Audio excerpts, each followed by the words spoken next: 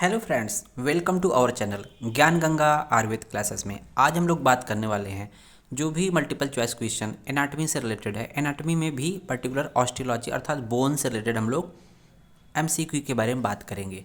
जब हम लोग का बोन से रिलेटेड खत्म हो जाएगा तो हम लोग मसल पे आएंगे, नर्व पे आएंगे, अदर चीज़ों पे भी आएंगे।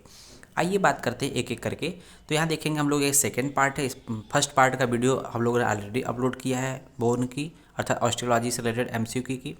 आइए देखते हैं। पहला प्रश्न आपके सामने है, स्ट्रक्चर्स या कंटेंट।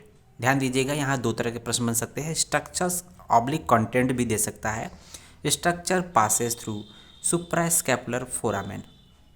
तो यहाँ पर ध्यान देना है सुप्रास्कैपुलर फोरामेन। तो सुप्रास्कैपुलर फोरामेन को समझना है क्या है, आइए हम लोग इस डिटेल में बात करेंगे। ऑप्शन आपके सामने है suprascapular artery, suprascapular when, suprascapular nerve या लास्ट में है ऑल। तो यहाँ पर ये समझना है सुप्रास्कैपुलर फोरामेन होता पर्टिकुलर किस बोन में होता है। तो जैसा कि जानते हैं ये किस में होता है, ये होता है स्कैपुला में। स्कैपुला में, ठीक है, स्कैपुला में होता है। और सुप्रास्कैपुलर फोरामेन के में से कौन सा कंटेंट पास होता है तो हम लोग बात करेंगे, जो कि यहाँ पर बात कर रहा है। यहाँ पर हम लिखेंगे नर्व पास करता है। सुप्रास्कैपुलर फोरामेन से सुप्रास्कैपुलर नर्व पास होता है। यहाँ पर बहुत ही इंटरेस्टिंग कहानी है कि जो भी फोरामेन होता है, मान लीजिए पहले ये नॉच था, सुप्रास्कैपुलर नॉच था, कुछ इस तरह से नॉच है। जब इसको हम लोग लिगामेंट इस पर एक लिगामेंट लगा देते हैं तो ये क्या होता है, फोरामेन हो जाता है। ये फोरामेन बन गया, ये जो ओपनिंग हो गया फोरामेन हो गया। अब यहाँ पर से क्या होता है, नर्व इसके नीचे से या नर्व इसके फोरामेन या ओपनिंग से पास होता है, लेकिन इसके ऊपर से आर्टरी और वेन पास होते हैं। तो ऊपर से इसके क्या होगा, ऊपर से आर्टरी और वेन पास होते हैं, नीचे से मतलब उसके बीच से नर्व पास होता है। तो न से नर्व, न से नीचे, याद रखिएगा, न से नर्व, न से नीचे से। तो यही पूछता है structure passes through the suprascapular foramen. तो आर्टरी, वेन, नर्व सब कुछ रहेगा, लेकिन नर्व याद करिएगा, न से नर्व, न से नीचे। उम्मीद है समझ में आया होगा। नेक्स्ट देखते हैं हम लोग का सेकंड प्रश्न कौन सा है कि the only long bone which has two primary centres of ossification. इसका मतलब कि जनरली पूछ सकता है कि प्राइमरी सेंटर्स ऑफ ऑसिफिकेशन कितने होते हैं। तो आपके जवाब क्या होंगे, 1। In general primary centres of ossification कितने होते हैं, 1 होते हैं। But the only long bone which has two primary centres of ossification, इसका मतलब ये एक्सेप्शनल केसेस है। ये कहाँ पर पाया जाता है तो देखेंगे यहाँ ऑप्शन आपके पास है क्लेविकल, स्कैपुला, ह्यूमरस, फीमर। तो सही जवाब क्या है, क्लेविकल। सही जवाब है क्लेविकल। क्लेविकल एक ऐसा बोन है जिसमें दो प्राइमरी और एक सेकेंडरी सेंटर पाए जाते हैं। ठीक है, अब इसके बाद हम लोग बात करेंगे, तीसरा प्रश्न हम लोग बात करेंगे कि the first bone start ossifying in the body. प्रश्न समझ में आया। इसका मतलब कि बॉडी अर्थात जब एम्ब्रियो का फॉर्मेशन होता है मदर के यूट्रस में, तो उस समय पहली ऐसी कौन सी बोन का फॉर्मेशन स्टार्ट होता है, बनना कौन सी बोन शुरू होती है जिसका ऑसिफिकेशन शुरू होता है। तो वो पहली बोन कौन सी है, ऑप्शन देखेंगे, पहले पे क्लेविकल है, दूसरे पे स्कैपुला है, तीसरे पे ह्यूमरस है, चौथे पे रेडियस है। तो वो पहली बोन कौन सी है, ये है आपकी clavicle. Clavicle is the first bone that start ossifying in the body. अगर हम लोग सेकेंड बोन की बात करें तो फर्स्ट तो हो गई क्लेविकल, क्लेविकल हो गई फर्स्ट। अगर सेकेंड पे बात करें, अगर यहाँ फर्स्ट की जगह हम सेकेंड होता तो उसकी जगह पे हम लोग बात करते, तो ये सेकंड बोन कौन से जो बॉडी में क्लेविकल के बाद ऑसिफाइंग होती है, तो वो है स्टर्नम। कौन सी है, स्टर्नम। इसको याद कर लीजिएगा, आपने नोट डाउन कर लीजिएगा। फर्स्ट बोन क्लेविकल ऑसिफाई होती है, क्लेविकल के बाद सेकंड नंबर पे स्टर्नम आती है। अब हम लोग बात करते हैं चौथे नंबर की। चौथे नंबर की बात करेंगे, crest of spine present in. तो ये सिंपल सा प्रश्न है, क्रेस्ट ऑफ स्पाइन एक टर्म है, crest of spine present in. तो ऑप्शन आपके सामने है क्लेविकल, स्कैपुला, ह्यूमरस, अल्ना। सही जवाब क्या है, स्कैपुला। स्कैपुला में क्रेस्ट ऑफ स्पाइन पाए जाते हैं, जिसको हम लोग क्या बोलते हैं, स्कैपुला में पाई जाती है, जिसको अपर लिप बोलते हैं, अपर लिप और लोअर लिप के रूप में क्रेस्ट होता है। और हम लोग जानते हैं कि स्कैपुला की खासियत क्या है। स्कैपुला की खासियत हम लोग सामने पता है कि 2 सरफेस होता है, 3 बॉर्डर होता है, 3 एंगल होता है, 3 क्रेस्ट स्पाइन होते हैं। 3 क्या होते हैं? स्पाइन प्रोसेस होते हैं। ठीक है, 3 प्रोसेस होते हैं। तो सिर्फ सरफेस 2 होता है, बाकी प्रोसेस जो होते हैं वो आपके A to Z सब कुछ 3 होता है। नेक्स्ट प्रश्न देख रहे होंगे, 5th नंबर का प्रश्न है कि बाइसेप्टल ग्रू प्रेजेंट इन, ये बाइसेप्टल ग्रू कहाँ पर पाया जाता है, पर्टिकुलर कौन से बोन में पाया जाता है। तो आपके सामने ऑप्शन है रेडियस, अल्ना, ह्यूमरस, स्कैपुला। तो इसका सही जवाब क्या है? Bicipital Guru present in humerus. Humerus इसका सही जवाब है, इसका मतलब 3rd ऑप्शन हो जाएगा।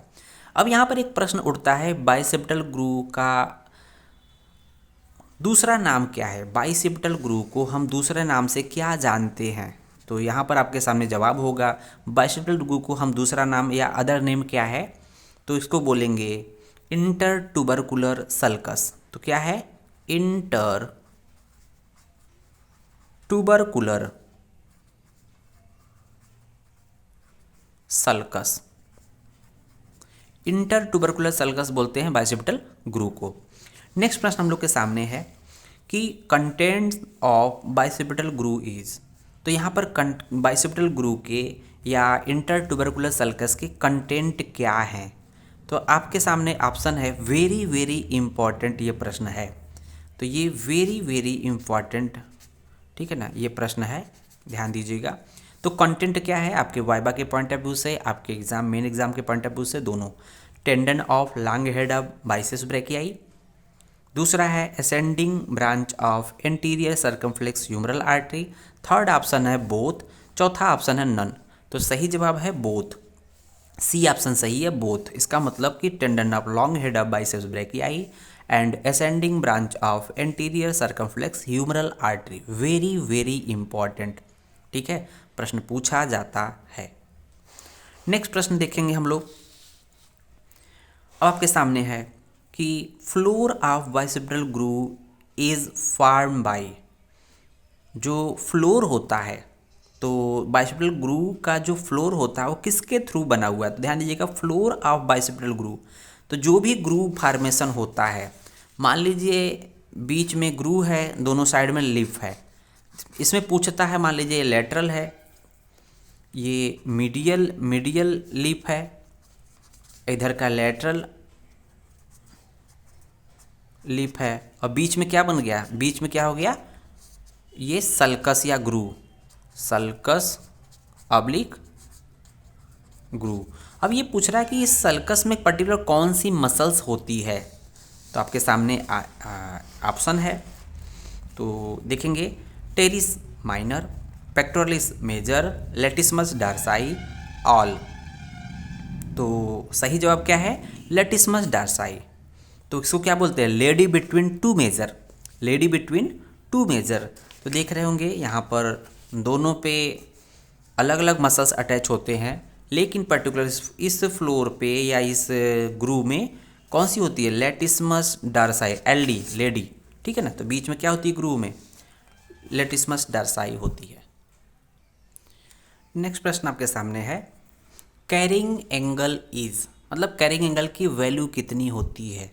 तो सबसे पहले प्रश्न होता है कैरिंग एंगल किस में पाया जाता है, पर्टिकुलर किन किन बोन के बीच में पाया जाता है। तो ध्यान दीजिएगा, carrying angle lower end of humerus, lower end of humerus plus upper end of radius ulna. ठीक है, इनके बीच पाया जाता है, अर्थात कहाँ पाया जाता है? ये एक तरह से एल्बो ज्वाइंट में पाया जाता है। तो कहाँ पाया जाता है? ध्यान रखिएगा, एल्बो ज्वाइंट, एल्बो ज्वाइंट से रिलेटेड है कैरिंग एंगल, जो चीज़ हम कैरी करते हैं, बाल्टी को कैरी करते हैं कहीं ना कहीं, इससे रिलेटेड है। तो देखेंगे इसकी वैल्यू पूछा है, कितनी वैल्यू होती है, वेरी वेरी इंपॉर्टेंट एग्जाम के पॉइंट ऑफ व्यू से। पहला ऑप्शन है 13 से 15 डिग्री, दूसरा ऑप्शन है 20 से 25 डिग्री, तीसरा ऑप्शन है 2 से 5 डिग्री, चौथा ऑप्शन है 5 से 10 डिग्री। तो सही इसका जो बुक में लिखा हुआ 12, बुक में क्या लिखा है 12 डिग्री के आसपास, लेकिन 13 से 15 सही जवाब है, 13 से 15 सही जवाब है, ऑप्शन 1। नेक्स्ट प्रश्न आप लोग देख रहे होंगे सामने कि direction of nutrient foramen is, तो ये भी देखेंगे, वेरी वेरी इंपॉर्टेंट प्रश्न है। ये एक तरह से रूल होता है कि जो न्यूट्रिएंट फोरामेन होता है, जो कि बोन की न्यूट्रिएंट आर्टरी कहलाती है, उसका डायरेक्शन क्या होता है। तो direction of nutrient foramen is, जिसमें से न्यूट्रिएंट आर्टरी पास होती है, न्यूट्रिएंट आर्टरी पास होती है, तो इसका डायरेक्शन किधर होता है, towards the growing end, towards मतलब उसी की तरफ, और opposite to the growing end, या बोथ या नन। तो सही जवाब क्या है, opposite to the growing end, option B सही है, opposite to the growing end. Nutrient foramen या न्यूट्रिएंट आर्टरी या nutrient foramen direction opposite to the growing end होता है।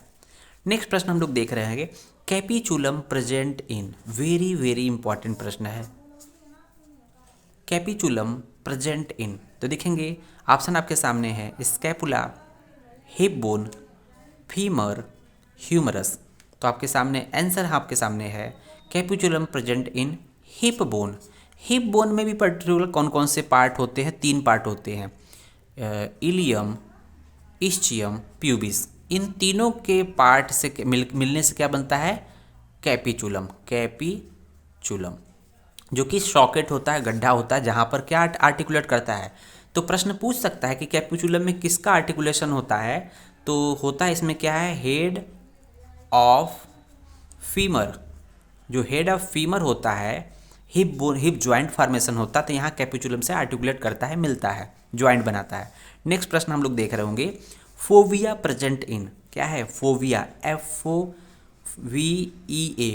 या इसको बोलते हैं फोविया सेंट्रैलिस, फोविया सेंट्रैलिस, ठीक है ना। तो फोविया या फोविया सेंट्रली दोनों नाम से आ सकता है, आपको ध्यान रखना है, वेरी वेरी इंपॉर्टेंट है। कहाँ पाया जाता है, पर्टिकुलर किस बोन में पाया जाता है, head of radius, head of humerus, head of femur, none. तो सही जवाब क्या है, head of femur, head of femur पाया जाता है। नेक्स्ट प्रश्न देख रहे होंगे, posterior border of femur, posterior border of femur is also known as, very very important, femur का पोस्टीरियर बॉर्डर क्या कहलाता है। तो इसमें भी पोस्टीरियर बॉर्डर फीमर, एक तरह से फीमर का जो शेफ्ट होता है उसका पोस्टीरियर बॉर्डर क्या कहलाता है। तो ऑप्शन आपके सामने है, shin, SHIN, crest, linea aspera, trochanter. तो सही जवाब हम लोग कहा linea aspera, linea aspera is also known as posterior border of shaft of femur, ठीक है।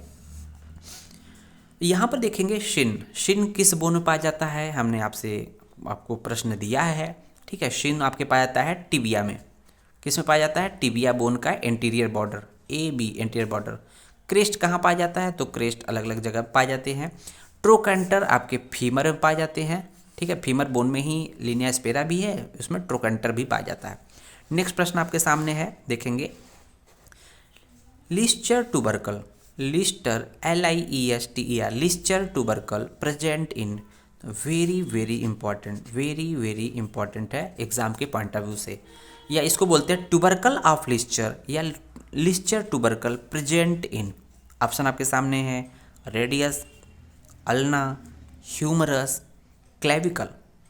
तो क्या है सही जवाब, इसका सही जवाब है क्या, अल्ना, अल्ना बोल में टूबरकल ऑफ लिस्टर या लिस्टर टूबरकल पाया जाता है। नेक्स्ट हम लोग प्रश्न देख रहे होंगे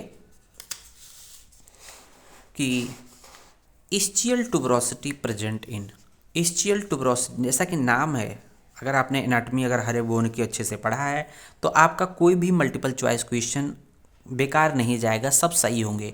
उसके लिए आपको ध्यान से बिल्कुल ऑस्टियोलॉजी को अच्छे से पढ़ना है। अगर आपने अभी भी अच्छे से नहीं पढ़ा है तो मेरे चैनल पे प्ले ग्रुप में जाएंगे, प्ले लिस्ट में जाकर वहाँ पर आप एक तरह से ऑस्टियोलॉजी स्टडी या बोन ऑप्शन ओपन करेंगे, वहाँ सब कुछ प्लेलिस्ट में एक एक करके हर एक बोन को हम लोगों ने एक्सप्लेन करके दिखाया है।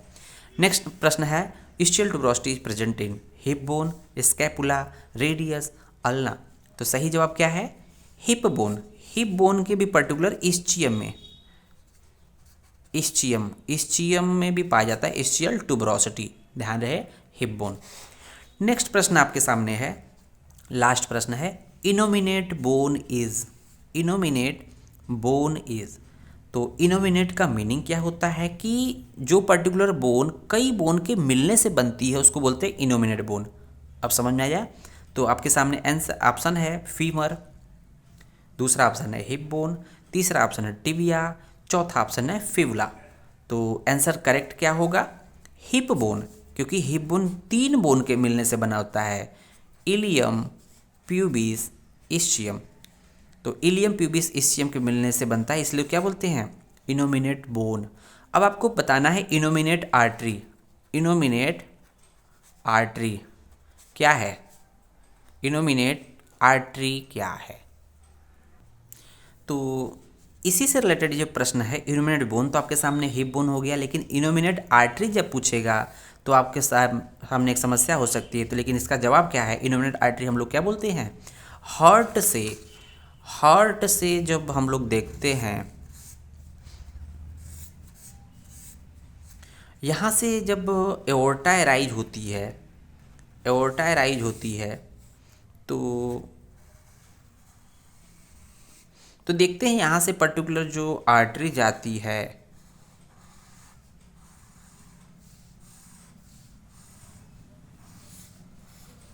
ये जो पहली आर्टरी है इसको क्या नाम देते हैं? इसको बोलते हैं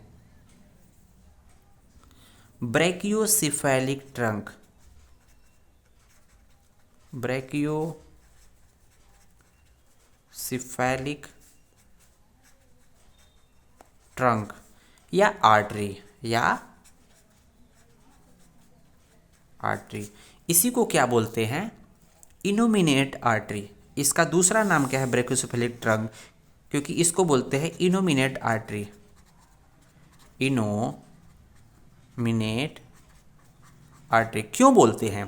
क्योंकि यहाँ पर देखेंगे ये ब्रेन के लिए एक आर्टरी जा रही है, ये सब क्लेवियन आर्टरी है, और ऊपर की तरफ जो है कैरोटिड आर्टरी। तो ये दोनों क्या होते हैं? पहले दोनों एक ज्वाइंट फॉर्म में निकलते हैं, बाद में अलग ले आते हैं। सब क्लेवियन artery SCA plus carotid artery, ये दोनों मिल जब ये आगे की तरफ बढ़ जाते हैं अलग हो जाते हैं, लेकिन इसको क्या बोलते हैं? Innominate artery. इस तरह से हम लोग के MCQ कंप्लीट होते हैं। उम्मीद है ये लेक्चर समझ में आया होगा। धन्यवाद।